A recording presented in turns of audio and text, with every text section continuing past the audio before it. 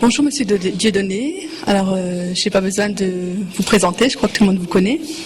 Tout d'abord, merci d'être venu au Centre Zahra pour cet appel à l'union du judaïsme et de l'islam contre le sionisme. J'aurai pour ma part 3 questions à vous poser. Oui. Donc je vais vous poser la première question.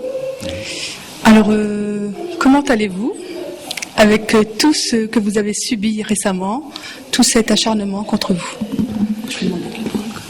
Alors, salam alaikum Alaikum salam. à tous. Bien, c'est vrai que non, je vais bien. La vie n'a pas été toujours confortable, mais je pense que ça fait partie de mon histoire, personnellement. Je resterai digne par rapport à cette souffrance, entre guillemets, parce que c'est vrai que le lynchage, les injustices dont j'ai été victime ne sont que dans la continuité du traitement infligé au peuple noir de ce pays et de ce monde, parce qu'il faut savoir que la France s'est bâtie en grande partie sur le colonialisme et sur la traite négrière transatlantique. Donc les injustices que je subis finalement ne sont que mon histoire profonde. Et c'est ne pas les subir qui m'inquiéterait, parce que tant que l'Afrique restera pillée de cette façon-là par les gouvernements français successifs, je considérerais que je suis en résistance et donc dans une situation pas forcément confortable. Donc toutes ces périodes difficiles m'ont été j'ai ressenti de toute façon l'énergie nécessaire en moi qui venait de très loin.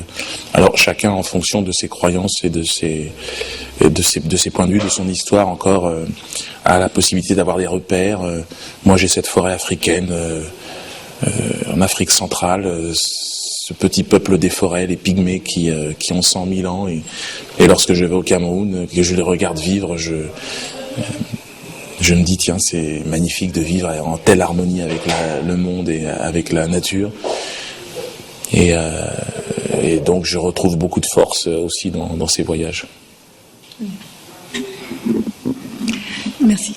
Que pensez-vous de la situation de notre pays et avec toutes ces injustices que vivent certaines personnes ici en France? C'est effectivement ces injustices qui, moi, me font réagir dans mes spectacles, mais aussi dans mes interventions. Lorsque l'on me tend un micro, comme vous le faites, je suis scandalisé déjà de la situation sur place en Afrique, parce que je connais bien cette situation, je m'y rends régulièrement, que ma famille y habite. Et puis pour les populations françaises d'origine africaine, et d'ailleurs, et même pour les Français d'origine d'ici, de France, je crois que la situation devient très difficile, très injuste. L'élection de Nicolas Sarkozy a été, je dirais, un élément qui a accentué les différences et les injustices.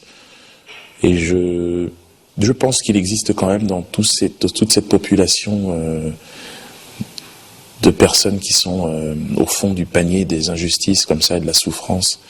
Il y a aujourd'hui un élan nouveau que je ressens, moi, de rassemblement, et ça c'est assez nouveau. Et je pense que si les hommes de bonne volonté de ce pays se rassemblent aujourd'hui, au-delà des frontières religieuses, ethniques, eh bien nous aurons la possibilité d'emmener une révolution qui sera, à mon avis, celle de la justice pour tous, quoi. Inch'Allah. Alors ma dernière question, que pourrions-nous vous souhaiter? C'est assez vaste. Ah oui, non, c'est une bonne question, merci. En tout cas, merci pour votre accueil.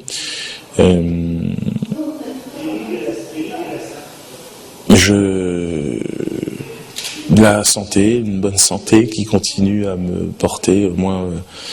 Mais je crois que j'ai plus envie qu'ensemble on souhaite à cette société d'être plus juste, effectivement, et que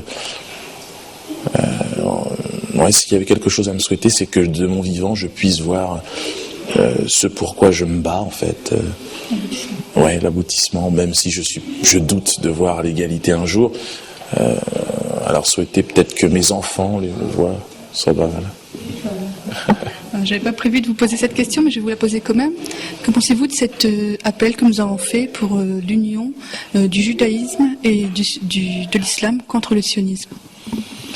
Ouais, je pense que j'ai rencontré des rabbins au moment de la polémique qui m'a touché moi personnellement suite au sketch que j'ai fait sur un colon israélien. J'ai rencontré des rabbins de Nature et Carta, descendants eux-mêmes de déportés et qui avaient cette vision du monde. Ils étaient contre ce projet sioniste, contre ce projet colonial, impérialiste et raciste, qui est en train qui depuis 60 ans déjà perdure, mais qui est en train de prendre une direction de plus en plus violente.